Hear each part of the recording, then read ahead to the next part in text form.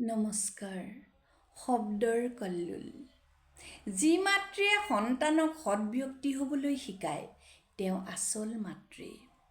সন্তানৰ বুকুত মানুহ হোৱাৰ যি ব্যাকৰণ শিকায় তেওঁহে প্ৰকৃত মাতৃ।